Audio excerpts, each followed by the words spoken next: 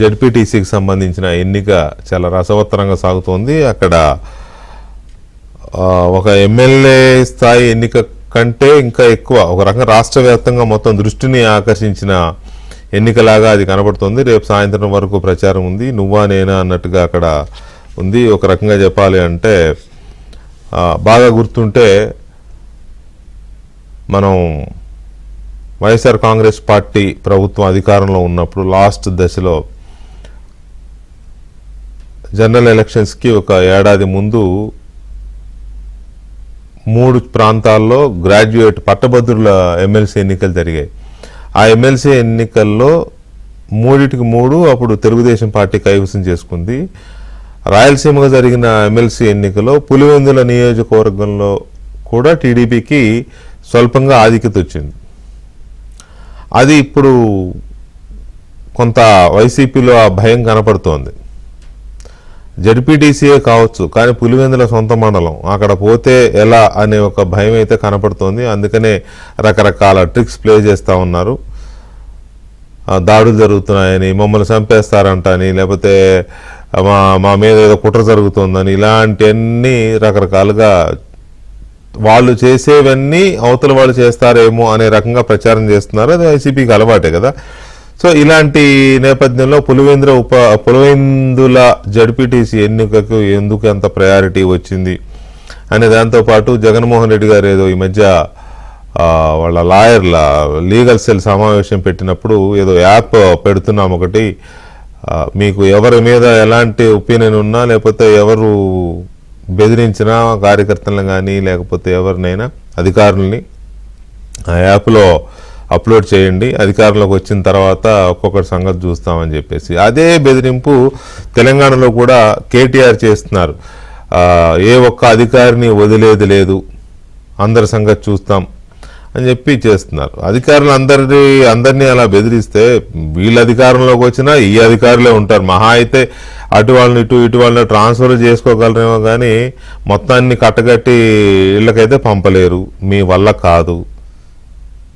కాదు, ఆ రాష్ట్రంలోనే ఉంటారు. మహా అయితే ఒకళ్ళిద్దరిని లూపులలో పెడతారేమో, అది కూడా ఎక్కువ మందిని పెట్టలేరు. అందరినీ లూపులలో పెడితే పరిపాలన ఎవరు చేయాలి? కాబట్టి ఎందుకు ఈ రకమైన బెదిరింపులు? అవగాహన లేకనా, లేకపోతే జనం పిచ్చోళ్ళు, కార్యకర్తలు పిచ్చోళ్ళు, మనం చెప్తే అబ్బో నిజంగా మన వాళ్ళు అధికారంలోకి వస్తే సంగతి చూస్తారని నిజంగా నమ్మేస్తారనుకుంటున్నారా? Nothing doing.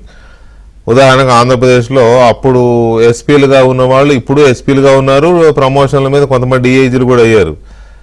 పోస్టింగులు ట్రాన్స్ఫర్లు ఉంటాయి అంతే, ఎక్కడికి పోరాళ్ళు ఏదో రూపంలో తిరిగి వచ్చి మళ్ళీ ఇట్లాగే ఉంటాయి వాళ్ళ బాధ్యతలు. అందువల్ల ఇవి ఎందుకు జరుగుతున్నాయి, ఎందుకు ఈ బెదిరింపులు అనేది ఒకటైతే ఇవాళ ఈ రోజుకి ఒక ప్రత్యేకత ఉంది. ఇవాళ రాఖీ పౌర్ణమి, అన్నా చెల్లెళ్ళ అనుబంధానికి ఒక ప్రతీక. సో ప్రతి సంవత్సరం మనం చూస్తాం జగన్మోహన్ రెడ్డి గారికి షర్మిల గారు రాఖీ కట్టేవారు. బహుశా ఒక 3 ఏళ్ల నుంచి లేదనుకుంటా, అంతకుముందు కట్టేవారు. అవి టీవీలో చూసేవాళ్ళం, ఫోటోలు పేపర్లో ఫోటోలు వచ్చేవి. అవి ఇక్కడైతే కాస్త పెద్ద పండగలాగానే చేస్తారు. నిజంగా కూడా తెలంగాణలో ఎక్కువ రాఖీ పౌర్ణమిని చాలా పెద్ద పండగలాగా చేస్తారు. మరి కేటీఆర్ గారికి కవిత గారు వెళ్ళి రాఖీ కట్టడం, దాన్ని ఒక పెద్ద ఉత్సవంలాగా చేయడం, ఇదంతా టీవీలో చూసేవాళ్ళం మనం. ఇవాళ అది లేదు.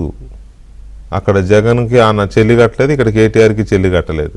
ఎందుకని? కేసీఆర్ గారికి మాత్రం ఆయన తోబుట్టువులు వచ్చి రాఖీలు కట్టి వెళ్ళారు, భారీగా మంచిగానే జరిగింది. ఈ పరిస్థితి ఎందుకు వచ్చింది రాజకీయాల్లో? సో ఇటువంటి కొన్ని ఆసక్తికరమైన అంశాలు మాట్లాడడానికి మనతో తెలుగుదేశం పార్టీ నాయకులు, ఉండి శాసనసభ్యులు రఘురామకృష్ణరాజు గారు లైవ్లో ఉన్నారు. వారితో మాట్లాడదాం. రఘురామరాజు గారు నమస్కారం. నమస్తే వెంకటకృష్ణ గారు. రాఖీ పౌర్ణమి శుభాకాంక్షలు. మీకు ఆంధ్రజ్యోతి ప్రేక్షకులందరికీ కూడా రాఖీ పౌర్ణమి శుభాకాంక్షలు అండి. మరి జగన్మోహన్ రెడ్డి గారి సంగతి, కేటీఆర్ గారి సంగతి ఏంటి? అంటే వారికి దురదృష్టం, వారికి సహోదరులు సోదరీమణులు ఉన్నారు, కానీ మరి వారికి మాటలు లేని దుస్థితి రావటం దురదృష్టం. భగవంతుడు అందరికీ అన్నీ ఇవ్వడు, కొందరికి కొన్నిస్తాడు. మరి ఆయనకి ఐశ్వర్యం ఇచ్చాడు తప్ప, సరే ధనం ఇచ్చాడు తప్ప భగవంతుడు సోదరి ఉన్నప్పటికీ సోదరి చేత రాఖీ పండుగ రోజు రాఖీ కట్టించుకోలేని దురదృష్టం. అంతే, మరి జాలిపడాలి. అంటే కాదు, ఇప్పుడు మామూలుగా మీరున్నారు, మీకు సిస్టర్స్ ఉండి ఉంటారు, డెఫినెట్ గా నాకు తెలియదు, ఉండి ఉంటారు, లేదా కజిన్స్ కూడా ఉంటారు. వాళ్ళు దగ్గర ఉన్న వాళ్ళు అయితే వచ్చి రాఖీ కడతారు.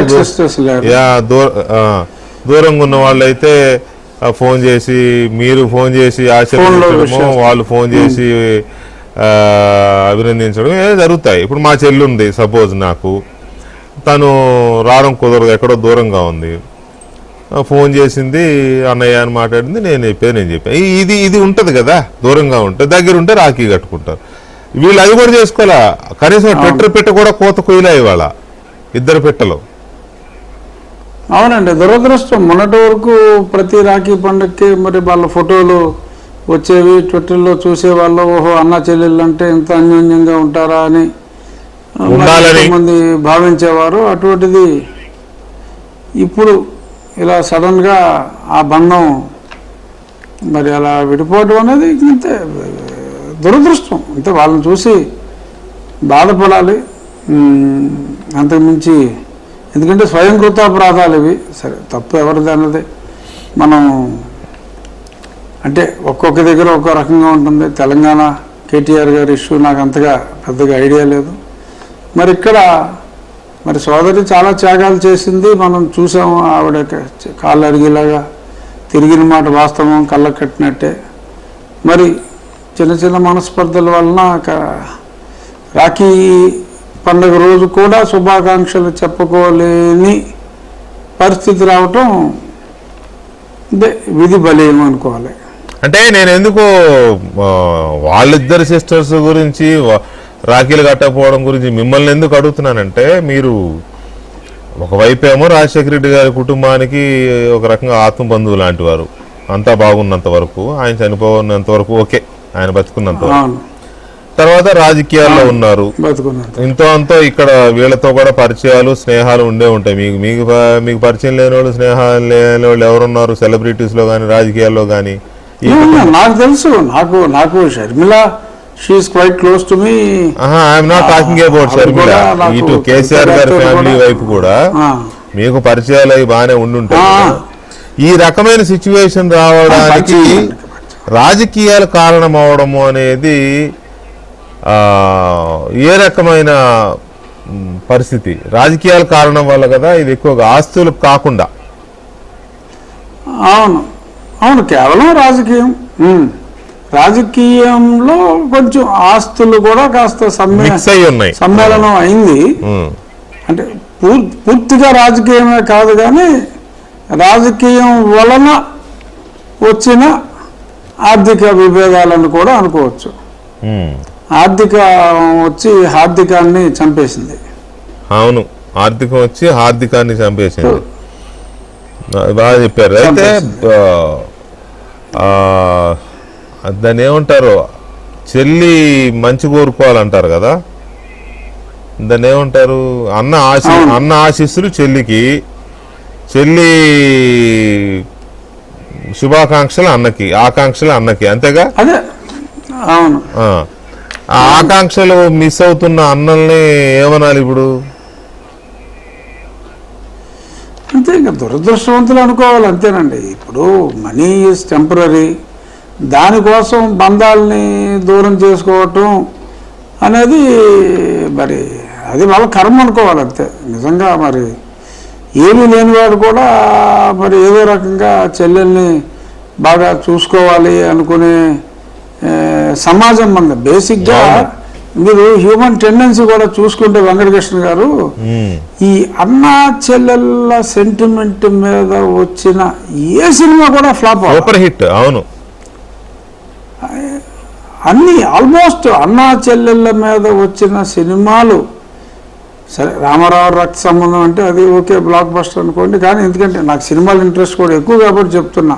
ఈ అన్నా చెల్లెళ్ళ సెంటిమెంట్ సినిమాలు నాసిరావురి ఉన్నాయి, ఆత్మీయులు కావచ్చు, బంగారు గాజులు కావచ్చు, అలా అన్నా చెల్లెలు సినిమా అర్జున్ చేసిన సినిమాలో పుట్టింటికి రా చెల్లి, అలా ఏ హీరో అయినా సరే బ్రదర్ అండ్ సిస్టర్ సెంటిమెంట్, ఈ ముద్దుల మావయ్య బాలకృష్ణ వనేరాడిన సినిమా, అలాగా సిస్టర్ సెంటిమెంట్ అనేది మన హిందూ సంస్కృతిలో అదొక అంతర్భాగం. అటువంటిది మరి మిస్ అవ్వటం అనేది వాళ్ళ దురదృష్టం. అట్లీస్ట్ వచ్చే సంవత్సరం అయినా మరి వీళ్ళు కలిసి రాఖీ పండుగ చేసుకుంటే బాగుంటుంది. సినిమాలే కాదు అన్నా చెల్లెళ్ళ అనుబంధం మీద వచ్చే పాటలు కూడా సూపర్ హిట్ ఉంటాయి. పాటలు కూడా అవును అవును అవును అది దట్ ఈస్ వన్ సెంటిమెంట్. ఎందుకంటే మొత్తం మన ప్రజలందరూ కూడా కనెక్ట్ అయ్యే సెంటిమెంట్ అది.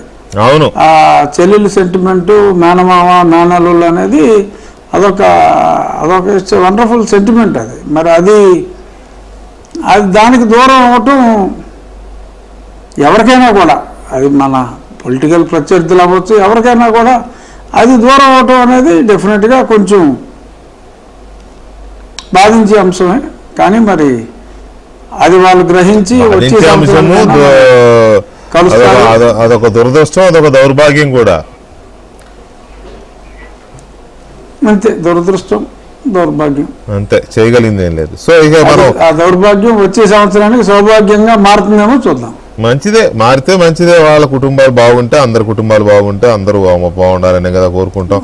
ఎనీవే, ఇక ఈ దీంట్లోంచి మనం కాస్త ఫన్నీ కన్నింగ్ రాజకీయాల్లోకి వెళదాం. రాజకీయాలు గమ్మత్తుగా ఉన్నాయి, రకరకాల అసలు ఊహించని స్టేట్మెంట్స్ వస్తున్నాయి నోట్లోంచి, కళలో కూడా ఊహించని. ఇప్పుడు ఇదే ఈ సెంటిమెంటు, ఇటువంటి మనం ఊహించం, అలాంటివన్నీ స్టేట్మెంట్ల రూపంలో వస్తున్నాయి కదా. ఇక రాజు గారు, ఈ మధ్యకాలంలో కాస్త అంటే ఆశ్చర్యాన్ని, ఆసక్తిని కలిగించిన ఒక ఆణిముత్యం లాంటి స్టేట్మెంట్ ఏంటంటే, జగన్మోహన్ రెడ్డి గారి నోటి నుంచి ఒక మనిషిని జైలుకు పంపడము అని అంటే ఆ మనిషి పరువు తీయడమే. పరువు పోయిన మనిషి కానీ, పరువు పోయిన కుటుంబం కానీ ఎలా ఉంటుందో ఆ బాధ తెలుసుకోవాలి, ఇలాంటిదేదో ఆయన మాట్లాడారు. అది వింటే కొంచెం మామూలు వాళ్ళు అయితే కదిలిపోతారు. మరి మీకేమనిపించిందో? అవును, అదే నాకు అంటే అదే ఉద్దేశం అతనికి ఉండి, వాళ్ళ పరువు తీయాలి, వాళ్ళని ఇబ్బంది పెట్టాలి అనే ఉద్దేశం అతని మదిలో పూర్తిగా ఉంది. కాబట్టి అదే ఉద్దేశంతో నన్ను అరెస్ట్ చేసి హింసించిన చంద్రబాబు నాయుడు గారిని ఆ తర్వాత 2 సంవత్సరాల తర్వాత అరెస్ట్ చేసి తీవ్రమైన జైల్లో ఇబ్బందులకి గురి చేసిన సకల సదుపాయాలు మిథున్ రెడ్డికి కావాలని కోర్టులో అన్ని కేసులు వేస్తారా? అక్కడ దోమలు రాకపోతే జైల్లో జయమాలిని జ్యోతిలక్ష్మి వస్తారా అని చెప్పి మరి ఇలాంటి మాటలన్నీ మాట్లాడించి అన్ని ఇబ్బందులు. రంభా వరస వస్తారా, జయమాలిని కూడా అన్నారు కొంతమంది. సో అలాగా ఆ రకంగా మాట్లాడి మానసికంగా, శారీరకంగా అన్ని రకాలుగా బాధించి, వేధించి, మరి ఇవాళ మరి ఏ నిమిషంలో తన దాకా వస్తుందేమో అన్న భయమో మరేంటో, మరి అంత నిస్పృహతో, సరే ఆయనకి బాధ భయం ఉండటం, సరే ఆయనకి భయం ఉండటం సహజం అయితే కావచ్చు, కానీ మరి అప్పుడు మటుకు నిజంగా దెయ్యాలు వేదాలు వల్లించడం అంటే మామూలుగా మనం చదువుకుంటూ ఉంటాం. కానీ ఆ రోజు వారు మాట్లాడిన, మాజీ ముఖ్యమంత్రి గారు మాట్లాడిన తీరు, ఎన్నో అఘాయిత్యాలు, ఎన్నో అరాచకాలు ప్రేరేపించి చేయించిన ఆ వ్యక్తి ఇలాగ అరెస్టు గురించి మాట్లాడటం, నోటీసులు ఇవ్వకుండా అరెస్టులు ఏమిటి అని చెప్పి ఆయన మాట్లాడటం, అసలు ఏంట్రా బాబు, అసలు ఏంటి ఇదేమన్నా గజనీ సినిమాలో హీరోలాగా అసలు అంత గతం మర్చిపోయాడా అసలు, లేక మరి ఏమైంది అని ఒక విచిత్రమైన భావన అయితే నాకు కలిగింది. మరి నిజంగా మరి అతను పశ్చాత్తాపడి, గతంలో నేను ఇలాంటి తప్పులు చేశాను, నేను చేసిన తప్పులు మీరు ఎందుకు చేస్తారు, నేను అటువంటి తప్పులు చేసే నేను ఈరోజు ఇలాగా నిరాశ నిస్పృహలకు లోనై మరి ఇలాగ బెంగళూరుకి బెజవాడికి మధ్యన తిరుగుతున్నాను, ఆ పరిస్థితి మీకు ఎందుకు, అలా చేయొద్దు అని చెప్పుంటే ఏమో మరి కొంచెం బాగానే ఉండేదేమో. అది మానేసి ఈ రకంగా నీతులు చెప్పటం, ఆయన నీతులు చెప్తూ ఉంటే మటుకు నాకు బూతులు విన్నట్టుగా ఉంది వెంకటకృష్ణ గారు. అదే కదా, అందుకే కదా మిమ్మల్ని అడిగింది. ఆయన నీతులు చెప్పటం, నీతులకి బూతులకి తేడా ఉంది కాబట్టి ఆయనకి ఆ తేడా తెలియట్లా. నీతులు బూతులు వస్తాయి అనుకుంటున్నాడు ఆయన. బెంగళూరుకి వెళ్ళినప్పుడు ఒక బూతు అయితే మామూలుగా ఇప్పుడున్న టెండెన్సీ ఏంటంటే రాజకీయాల్లో ఇప్పుడున్న ఒక బిలీఫే అనాలి కదా దాన్ని, ఏమంటారు, ఎలా ఉందంటే జైలుకి వెళ్ళి వచ్చినోడు సీఎం అవుతున్నాడు, ఇదొక బిలీఫ్ ఉంది. ఓకే, జగన్మోహన్ రెడ్డితోనే మొదలైంది అది కూడా. సరే, తర్వాత అక్కడ లేదు యాక్చువల్ గా అక్కడ అబరేషన్ ఉంది వెంకటకృష్ణ గారు. జగన్మోహన్ రెడ్డి గారు జైలుకి వచ్చిన తర్వాత సీఎం అవలా, ఆయన జైలుకి వెళ్ళి వచ్చిన తర్వాత చంద్రబాబు గారు సీఎం అయ్యారు. ఆ తర్వాత ఆ 5 సంవత్సరాలు చంద్రబాబు గారు సీఎం కింద ఉన్నప్పుడు ఆయన ఏ జైలుకి వెళ్ళా. సో జైలుకి వెళ్ళిన హీ లాస్ట్ ది ఎలక్షన్. కరెక్టే, ఈ లాస్ట్ ది ఎలక్షన్, కానీ రాష్ట్ర విభజన జరగడం ఇలాంటివన్నీ ఉన్నాయి కదా. సో మొత్తం మీద అయితే అయ్యాడు కదా. తర్వాత ఇక్కడ రేవంత్ రెడ్డి గారు అయ్యాడు, అక్కడ ఇంకా ఇతర రాష్ట్రాల్లో కూడా చాలా మంది అయ్యారు. అందుకని ఇప్పుడు తెలంగాణలో కూడా ఏదో జైలుకి వెళ్తే అవుతామని చెప్పి కవిత గారు వెళ్ళి వచ్చారు కాబట్టి ఆమె అయిపోద్దేమో అని ఈయన కంగారు పడుతున్నాడని, లేకపోతే చంద్రబాబు నాయుడు గారు, ఇట్లా రకరకాలుగా జరుగుతూ ఉన్నాయి. మరి పరువు జైలుకి వెళ్తే పరువు పోద్ది అనుకుంటే జనం రెట్టింపు పరువుని ఇస్తున్నారు కదా, హోదాని, అధికారాన్ని, దర్పాన్ని అన్ని ఇస్తున్నారు కదా. అదేనండి, అన్యాయంగా ఎవరినైనా జైల్లో పెట్టినప్పుడు డెఫినెట్గా ఆ సింపతి అనేది ఉంటుంది.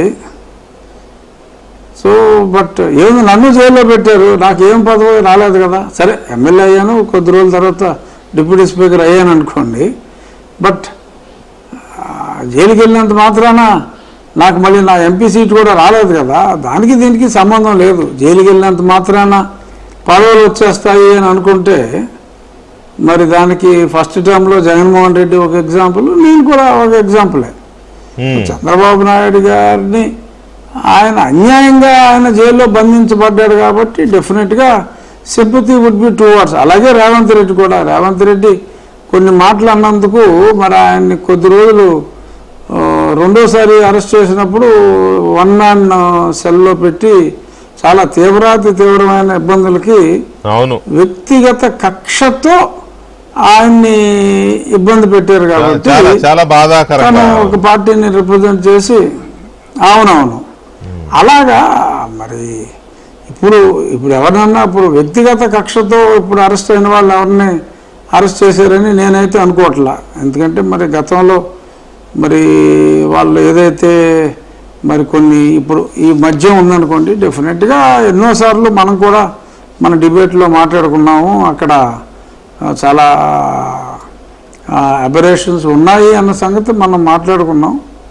అక్కడ కూడా మరి ఇలాగే దాని ఉంది, అసలు మద్యానికి వీళ్ళకి సంబంధం ఏముంది, మేము రేట్లు తగ్గించామని, మేము మద్యం వినియోగం తగ్గించామని. అయినా సరే కళాకారుని కూడా లాస్ట్ టైం అనుకున్నాం, కళాకారుని కూడా అరెస్ట్ చేస్తారా అని బ్రహ్మానందం గారు అన్నట్టు మరి ఈయన అసలు ఏమీ సంబంధం లేకపోయినా రేట్లు తగ్గించిన, కన్జంప్షన్ తగ్గించిన దీనికి కూడా అరెస్ట్ చేయటం అంటే అని ఇందాక ఎలా అయితే నోటీసులు ఇవ్వకుండా తీసుకెళ్తారా, పరువు తీయడానికే కదా ఇలాగ అరెస్టులు చేయటం అనేది, ఇవన్నీ కూడా అదే కోవలోకి వస్తాయండి. అవును. సో ఇదొక మిత్. అరెస్ట్ అయితే పదవులు వచ్చేస్తాయి అనుకోవటం కరెక్ట్ కాదు. డెఫినెట్గా ఈయన ఏ తప్పు చేయకుండా ఎవరినైనా అరెస్ట్ చేసి హింసిస్తే మేబీ వాళ్ళకి ఏదన్నా ఒక పార్టీ అలాంటిది ఉన్నప్పుడు okay, there might be some advantage to them, ఏది అన్యాయంగా బాధించబడిన వాడికి. అంతే తప్ప తప్పు చేసిన తరువాత శిక్షించబడితే అలా అయితే మొన్నటికి మొన్న మనం కేజ్రీవాల్ గారు ఎగ్జాంపుల్ చూసుకుందాం అవును కృష్ణ అవును గారు. అవును కేజ్రీవాల్ గారిని జైల్లో పెట్టారు. మరి బీజేపీ ఊహించిన దానికన్నా అతిపెద్ద మెజారిటీతో నెగ్గింది అంటే ఇక్కడ మన ఒక ఢిల్లీ ఎలక్షన్లో. ఇక్కడ ఒక దాన్ని ఏమంటారు ఎగ్జామ్షన్ ఉందండి. నువ్వు ఏమన్నా చేయగానే లిక్కర్ స్కామ్లో లిక్కర్ సారా వ్యాపారాలు చేసి జైలుకి వెళ్తే మాత్రం ఇంకా అది అంతే, ఇక అది అంతే. నాకు అది బుచ్చయ్య చౌదరి గారు చెప్పాడు ఒకసారి. ఎన్నో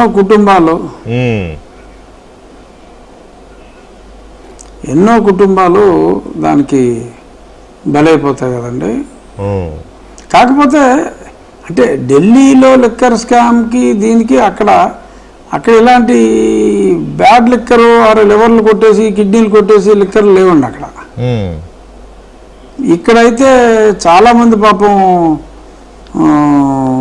తనువులు చాలించవలసిన దుస్థితి వచ్చింది ఆ క్వాలిటీ వలన.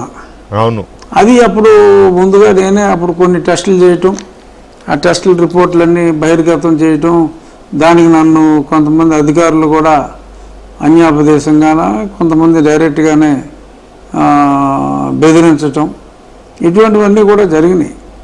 సో మద్యం అమ్మటం వేరు, మద్యంలో సరైన ఏ మద్యం తాగినా ఎక్కువ తాగితే ఇబ్బంది, ప్రాణాలు పోతాయి. కానీ మరీ తొందరగా ప్రాణాలు తీసుకుపోయే చీప్ క్వాలిటీ మద్యం రేటు పెంచి మరీ ఇవ్వటం ఓ పక్క ఆర్థికంగా, ఓ పక్క ఆరోగ్యపరంగా కూడా మరప్పుడు ఇల్లు ఒళ్ళు గొల్లైపోయిందని చెప్పి కొన్ని మాటలు ఉంటాయి మా సైడ్. మరి అవును, అడిగి ఇల్లు ఒళ్ళు రెండు గొల్లైపోయినాయి అని.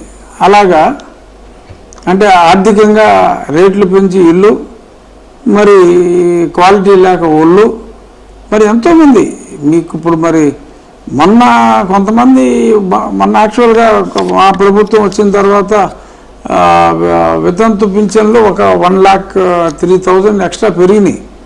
అందులో మొత్తం అన్నీ ఆపాదించలేం కానీ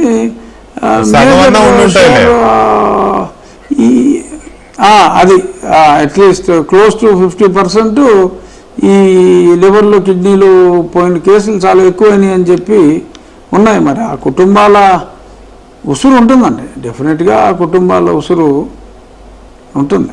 రైట్. ఇక రాజుగారు ఇటీవల దీనికి అదే డిఫరెన్స్. ఇటీవల కాలంలో ఈ భాష, పొలిటికల్ భాష చాలా భయంకరంగా ఉంటుంది. చాలా కాలం జగన్మోహన్ రెడ్డి అధికారంలోకి వచ్చిన తర్వాత ఇది ఎక్కువ అయింది అనేది మనం చూస్తూనే ఉన్నాం. అయితే ఈ చూస్తున్న క్రమంలో సరే అనేవాళ్ళు అంటున్నారు, పడేవాళ్ళు పడుతున్నారు, కౌంటర్ ఇవ్వగలిగిన వాళ్ళు కౌంటర్ ఇస్తున్నారు, ఇవ్వలేని వాళ్ళు ఆడి పాపను ఆడే పోతాళ్ళని వదిలేస్తున్నారు. ఇదంతా నడుస్తూ ఉంది. కానీ ప్రజా తీర్పుతో, ప్రజల ఓట్లతో గెలుపొందిన చట్టసభల్లోకి వెళ్ళిన సభ్యుల్ని, ఎమ్మెల్యేలని గాలిలో గెలిచిన గాలినా కొడుకులు అని ఒక మాజీ మంత్రి గారు రోజా గారు అన్నారు. దీని మీద చాలా దుమారం రేగింది, రేగుతోంది కూడా స్టిల్. వీటి మీద చర్యలు ఉంటాయి రాజు గారు? అంటే ఒక ఎమ్మెల్యేగానే అడుగుతున్నా మిమ్మల్ని, ఎందుకంటే ఇక్కడ మీ ఇతర పదవి దీనికి సంబంధించి మనం ఇక్కడ మాట్లాడలేం కాబట్టి. కానీ మీరు ఒక ఎంపీగా చేశారు, ఎమ్మెల్యేగా చేస్తున్నారు, ఇంకా చాలా చేస్తున్నారు. మాజీ మంత్రిగా రోజా గారు మాట్లాడిన ఆ మాట చట్ట సభలోకి ఎన్నికైన సభ్యులను ఉద్దేశించి, ఇది ప్రివిలేజ్ కిందకి వస్తుందా రాదా అనేది ఒకటి. తర్వాత చాలామంది ఎమ్మెల్యేలు కూడా కంప్లైంట్ చేసినట్టున్నారు, బహుశా స్పీకర్ కార్యాలయానికి, బయట పోలీస్ స్టేషన్స్లో కంప్లైంట్లు అయినాయి. దీని మీద మీ ఒపీనియన్ ఏంటి? అంటే ఖచ్చితంగా ప్రివిలేజ్ కింద అయితే వస్తుందండి. వాళ్ళు ఆ కన్సర్న్ ఎమ్మెల్యే గారు కంప్లైంట్ ఇస్తే డెఫినెట్గా privilege committee they have to take it in to cognizance. అంటే వారిని ఎవరైతే మాట్లాడారో వారిని పిలిచి ఎక్స్ప్లెనేషన్ అడగటం, ఇటువంటివి అయితే ఖచ్చితంగా జరుగుతాయి. It purely comes under privilege. ఎందుకు ఆ స్థాయిలో భాష ఆ రకంగా మారిపోతూ ఉంది? ఎందుకు? దానివల్ల వచ్చేది ఏంటి? కనీసం ఓకే విమర్శించవచ్చు, లేకపోతే ఒక మహిళ అయ్యుండి అలాంటి మాట ఏంటి దీనికి హేతు? అంటే అది మరి ఎందుకు మరి ఏ సందర్భంలో ఆవిడ మాట్లాడారు అన్నది నేను చూడలేదు. కానీ సందర్భం ఏదైనా కూడా అలాగా మైసన్ అనే మాటలు తెలుగులో మరి చాలా బూత్గానే అందరూ పరిగణిస్తారు. అది ఏ ప్రాంతం అయినప్పటికీ కూడా కొన్ని రాయలసీమలో మామూలు మాటలుగా భావించే మాటలు కొన్ని ఉంటాయి, మనకి బూతులుగా ఉండేవి. కానీ ఆ పర్టికులర్ వర్డింగ్ అనేది ఐ థింక్ ఎక్కడ ఉన్నా కూడా అది కొంచెం బూతు అర్థమే ధ్వనిస్తుంది. డెఫినెట్గా అది ఎమ్మెల్యేల ప్రివిలేజ్కి సంబంధించిన అంశం.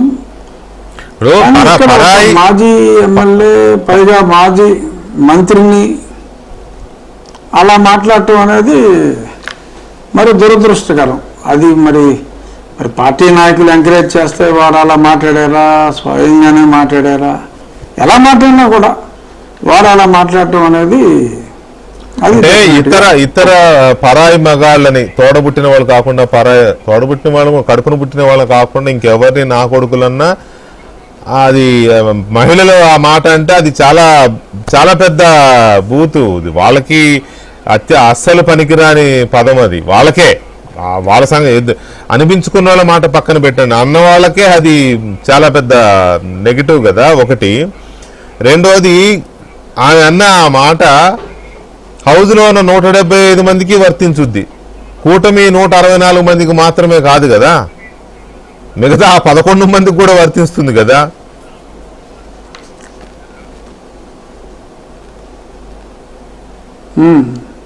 అంటే ఇది స్పెసిఫిక్గా వారిని ఓడించిన ప్రత్యర్థి వారి ఇంటి పేరు అది గాలి అని కాబట్టి మరి స్పెసిఫిక్గా వారినే అన్నారని నేను అనుకున్నా. అంటే అందరినీ అన్నట్టుగా అంటే నేను ఆ విజువల్ చూడాల. అది నేను పేపర్లో మీ అజంప్షన్ కరెక్టే. అతని ఇంటి పేరుని అడ్డం పెట్టుకుని ఓవరాల్ గా అందరినీ కొట్టేసింది.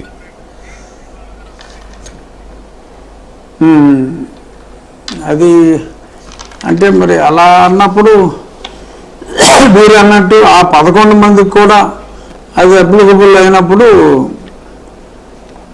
అది విపరీతంలో మరీ విపరీతం. ఎందుకంటే సాక్షాత్తు వారి నాయకుడిని కూడా మరి వారు ఆ రకంగా సంబోధించినట్టుగా అనే అర్థం వస్తే కనుక అది అత్యంత వైపరీత్యం. బట్ ఈవెన్ ఆ ఒక్కరినే అన్నట్టు నేనైతే భావిస్తున్నా. బట్ అది ఇప్పుడు ఒకసారి ఎలక్షన్ అయిన తర్వాత ఇంకా రాజకీయ విరోధాలన్నీ అది సమంజసం కాదు. మరి అది వారి వ్యక్తిత్వానికే మనం వదిలేయాలి. మరి అందులోనూ మరి ప్రముఖ నటి మరి 2 సార్లు ఏదో ఎమ్మెల్యే చేశారు, మంత్రి చేశారు, మరి ఆవిడ విచక్షణకే వదిలేయాలి. మేబీ చూద్దాం మరి ఏమన్నా ఒకవేళ ప్రివిలేజ్ టేకప్ చేసిన తర్వాత వారు సారీ అంటే మరి అంటే బాగానే ఉంటుంది. అది అట్లీస్ట్ పోగొట్టుకున్న సభ్యత సంస్కారాలు తిరిగి అలవర్చుకున్నట్టు అవుతుంది. So that it self is also a good మార్పు, మంచి మార్పు అయితే జరిగితే. కానీ అంత ఈజీ కాదులే సారీ చెప్పడం, ఒప్పుకోవడం అంత ఈజీ కాదులే. కానీ సరే అంటే ఇటువంటి మాటలు మాట్లాడినప్పుడు ప్రోత్సహించే సంస్కారం ఆ పార్టీ నాయకత్వంలో గతంలో మనం చూసాం. అది సమస్య. అవును, ఆ సమస్య రావచ్చు. తర్వాత రాజుగారి లిక్కర్ స్కామ్ దర్యాప్తు ఎలా ఉంది? సవ్యంగానే అంటే లిక్కర్ స్కామ్ దర్యాప్తు డెఫినెట్ గా యాక్చువల్గా ప్రజలు ఊహించిన దానికన్నా కూడా చాలా ఫాస్ట్గా ఉందనే చెప్పాలండి. It's my personal opinion. అంటే నేను ఒక కామన్ మ్యాన్గా ఎన్నాళ్ళు పడుతుందో అని అనుకున్న దానికన్నా కూడా డెఫినెట్గా వేగంగానే మూవ్ అవుతుంది. ఇన్ఫ్యాక్ట్ నా కేసుతో కంపేర్ చేసుకుంటే నా కస్టోడియల్ టార్చర్ కేసుతో కంపేర్ చేసుకుంటే వాయువేగ మనోవేగాలతో వెళ్తున్నట్లు లెక్క. కానీ వీళ్ళందరూ అమాయకులు అంటున్నారు కదా జగన్మోహన్ రెడ్డి గారు. ఇప్పుడు చెవిరెడ్డి భాస్కర్ రెడ్డి కానీ, రాజకసిరెడ్డి కానీ, మిథున్ రెడ్డి కానీ, వీళ్ళంతా మొత్తం ఎవరైతే ఇప్పుడు ధనంజయ రెడ్డి అన్న కానీ, కృష్ణమోహన్ రెడ్డి అన్న కానీ, వీళ్ళందరూ అమాయకులు అనేది ఆయన రోజు చాలా ఆవేదన వ్యక్తం చేస్తున్నారు.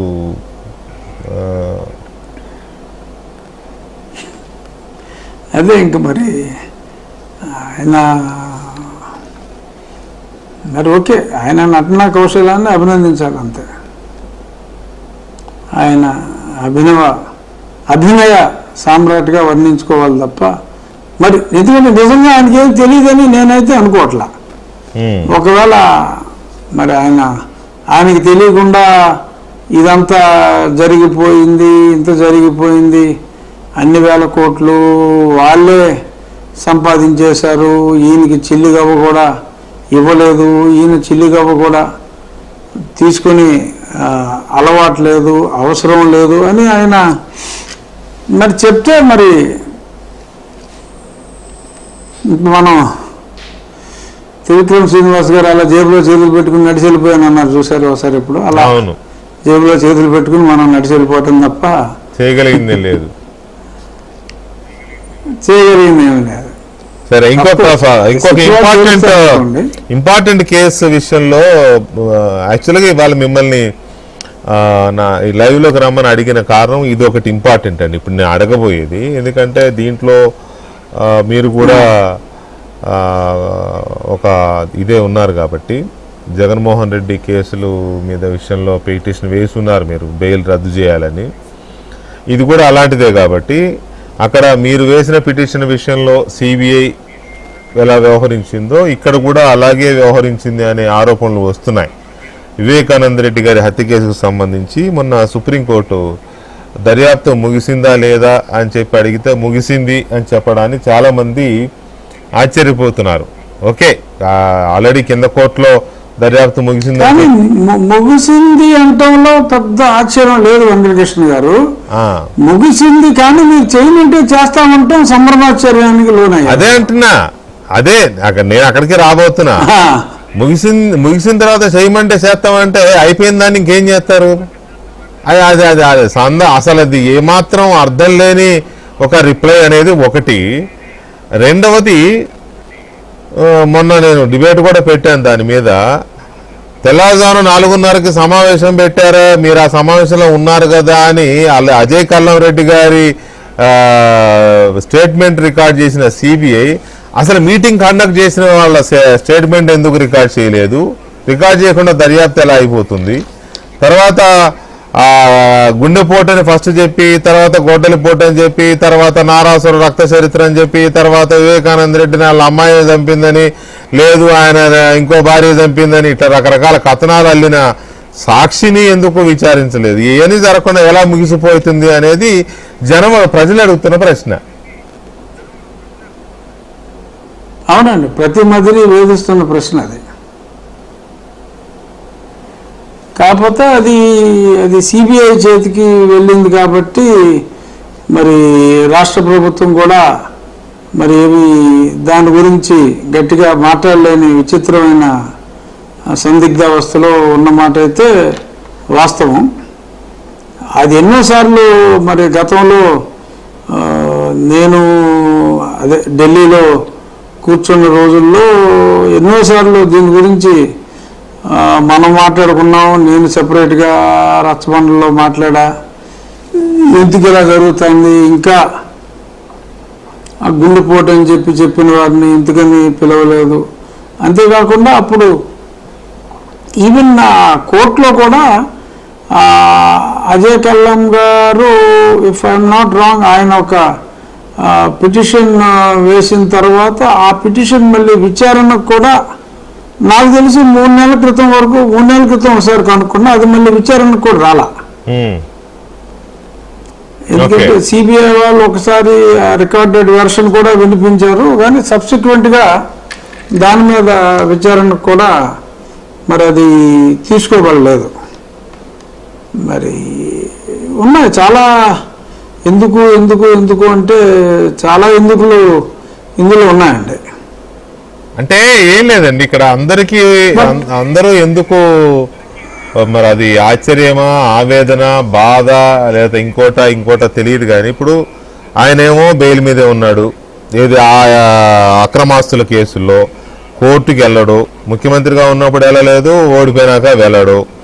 మీరు బెయిల్ రద్దు చేయమని మీరు కేసేస్తే పిటిషన్ కేసేస్తావా అని చెప్పి మిమ్మల్ని ఎత్తుకుపోయారు. ఆ పిటిషను పోయింది. మీరు మీ కేసులో ఈ కేసు సిబిఐకి ఇవ్వాలని చెప్పి మీ అబ్బాయి మిమ్మల్ని ఎత్తుకుపోయిన కేసు సిబిఐకి ఇవ్వాలని అయితే అది కూడా ఏది ముందుకు కదిలినట్లేదు.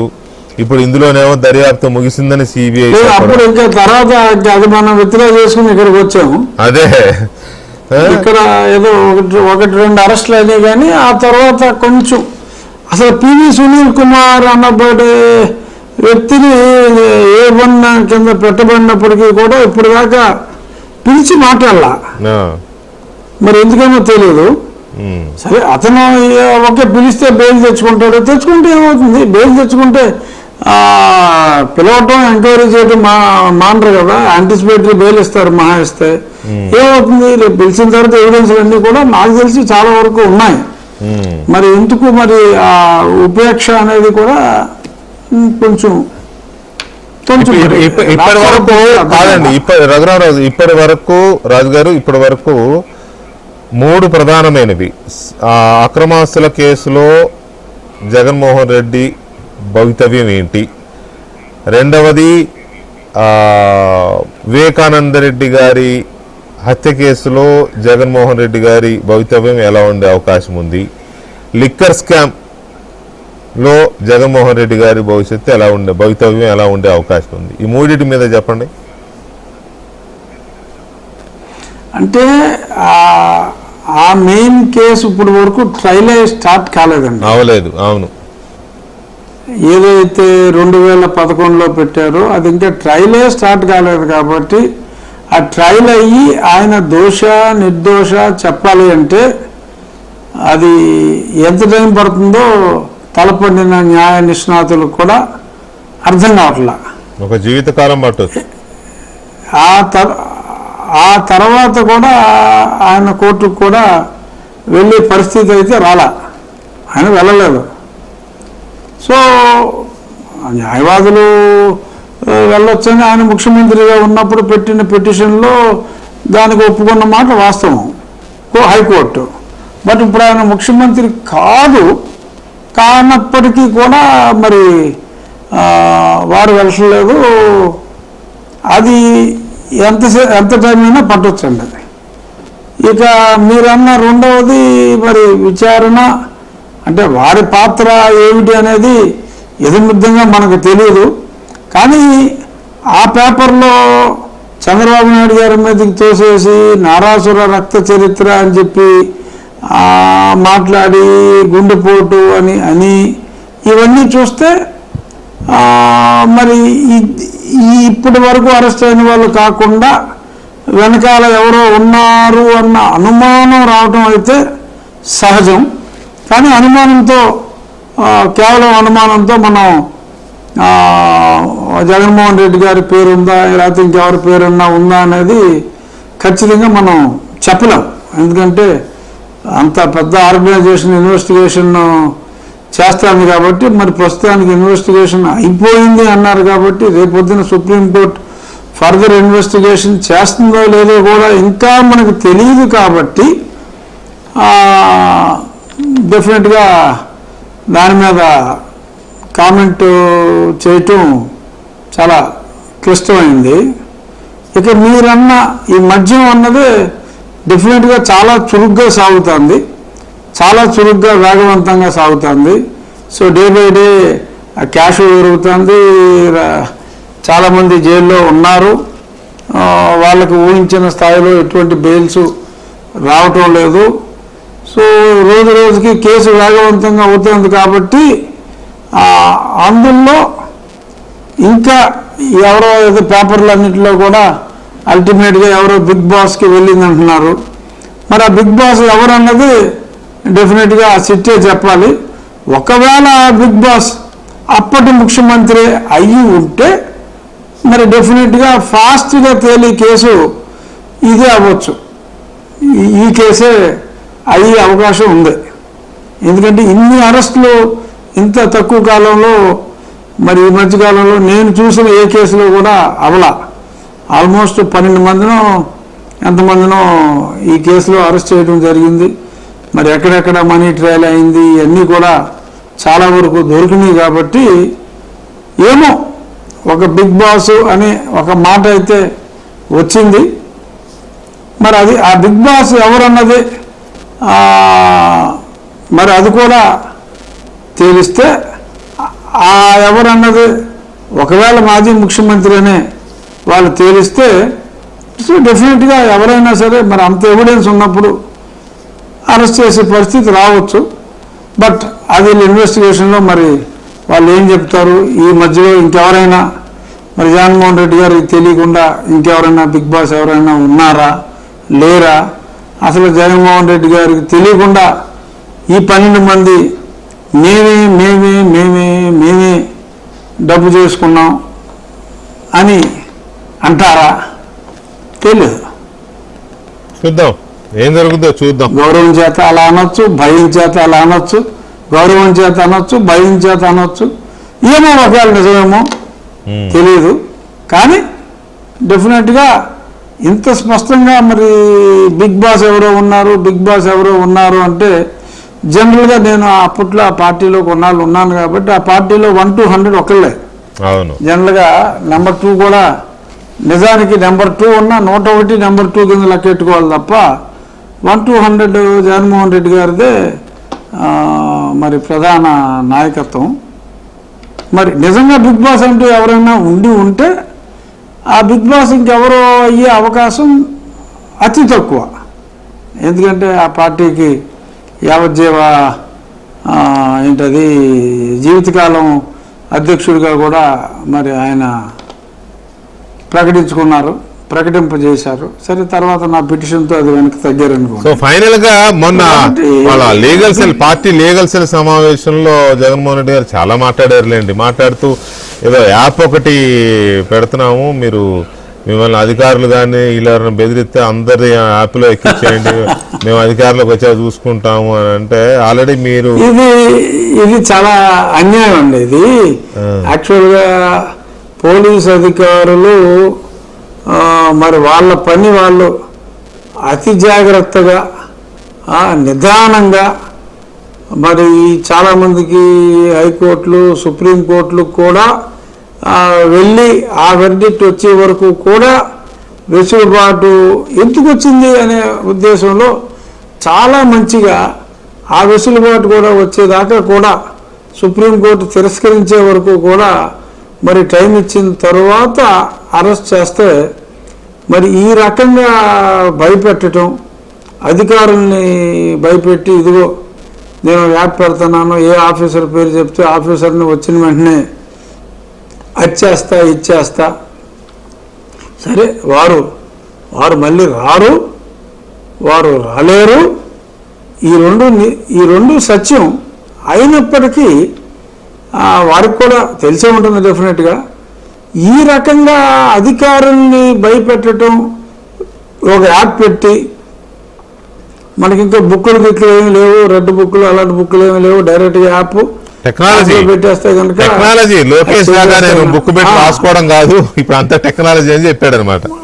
అవును, నా టెక్నాలజీ ఆటోమేటిక్గా ఆ కేసులు పెట్టేస్తానంటాం. సో దానికి నేను కూడా అన్నా, ఇది ఇలాంటి ప్రజలు పడిన ఇబ్బందులన్నీ అప్పట్లో నేను పెట్టిన యాపే రచ్చబండ. ఎంతోమంది నష్టపోయిన ప్రజలు, దెబ్బతిన్న ప్రజలు, నాలాగా తన్నులు తిన్న ప్రజలు ఎంతోమంది నాకు నా రచ్చబండ అనబడే యాప్లో నాకు ప్రత్యక్షంగానే చెప్తే అవే సమస్యల్ని నేను ప్రతిరోజు ఏకరు పెట్టేవాడిని. ఇప్పుడు మనకి అటువంటి యాప్ అవసరం లేదు. ఎందుకంటే ఇప్పుడు ఆయన పాపం నిరాశ్రయుడు. అంటే ఏ తప్పు చేయాలన్నా కూడా ఇప్పుడు పెద్దగా చేయడానికి అవకాశం లేదు. ఎవరిని బాధించాలని అనుకున్నా కూడా బాధించే అవకాశం లేదు. సో కాబట్టి ఆయన నిజంగా ఆయన వస్తాడు అన్న నమ్మకం ఉంటే, ఆయనలో మార్పు వస్తే జగన్మోహన్ రెడ్డి గారిలో, ఇప్పుడు మా ప్రభుత్వంలో నాకు తెలిసి అన్యాయంగా కేసులు పెట్టే సంస్కృతి సాంప్రదాయాలు ఏమాత్రం లేవు కనుక, మరి గతంలో మీకులాగా తప్పుడు కేసులు ఈ మీద పెట్టారు, నా మీద పెట్టారు, మళ్ళీ అందరినీ ఒక కేసులో పెట్టారు, ఈ కాక నా మీద ఇంకో 16-17 కేసులు, కొన్ని ఎస్సీ ఎస్టీ అట్రాసిటీ కేసులు, ఇలా రకరకాల కేసులన్నీ కూడా ఆయన పెట్టాడు. ఇంకా వేరే కేసులు బయట కూడా పెట్టించాడు. మరి ఆయనలో ఏదన్నా మార్పు వస్తే కనుక, ఒకవేళ నా ప్రభుత్వంలో మీరు ఎవరైనా అన్యాయానికి గురైతే అప్పటి అధికారుల పేర్లు పెడితే, ఒకవేళ నేనంటూ అధికారంలోకి వస్తే ఆ తప్పు చేసిన వాళ్ళని నేను ఊరుకోను అంటే ఆ యాప్ బ్లాక్ అయిపోద్ది. ఇప్పుడు ఆయన యాప్ పెట్టినా ఏముండదు. ఇదిగో ఇప్పుడు మన జైల్లోకి వెళ్ళిన వాళ్ళు నన్ను అన్యాయంగా జైల్లో పెట్టారని చెప్పి ఆ లెక్కర్ కేసులో వెళ్ళిన 12 మంది, లేదంటే ఇంకేయో 1-2 కేసుల్లో ఉన్నవాళ్ళు, అయితే అప్పుడు ఘోరమైన తప్పులు చేసి ఇప్పుడు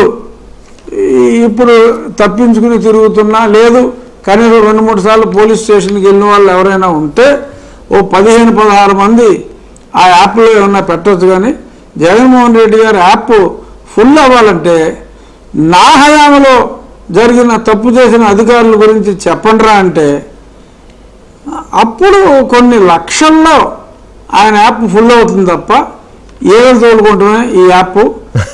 వాళ్ళే ఆ క్యాడర్కి ఏదో ఒకటి అన్యాయం జరిగిందని పెట్టరా, 10 రూపాయలు ఇస్తాను ఏదో ఒకటి పెట్టించుకోవాలి తప్ప ఆ యాప్ వలన ఎటువంటి ఉపయోగం లేదు. ఖచ్చితంగా నేను చెప్పగలిగింది ఏంటంటే, ఆయన మళ్ళీ తిరిగి ముఖ్యమంత్రి అవటం అనేది కళ అండ్ కల్లా.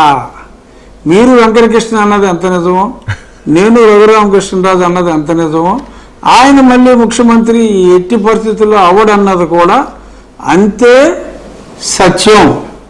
ఎందుకంటే అంత బాధలో ప్రజలు అనుభవించారు. సో కాబట్టి మళ్ళీ అనుభవించడానికి ఎవరు సిద్ధంగా లేరు. ఈ ప్రభుత్వ పరిపాలన చక్కగా సాగుతుంది, అద్భుతంగా సాగుతుంది. కష్టాలు, ఆర్థిక ఇబ్బందులు ఎన్ని ఉన్నా పంటి బిగువన అన్నీ భరించి మరి ఒకదాని తర్వాత ఒకటి చేసుకుంటూ వస్తున్నారు. రేపు 15వ తారీఖు అతిపెద్ద కార్యక్రమం కూడా స్టార్ట్ అవుతుంది. మొన్న 2వ తారీఖు కూడా అన్నదాత సుఖీభావ అయిపోయింది. ఇంకా కామెంట్లు చేయడానికి కూడా ఏమీ లేవు. సో కాబట్టి చిరతలు కొట్టుకుంటాం తప్ప చేయగలిగేది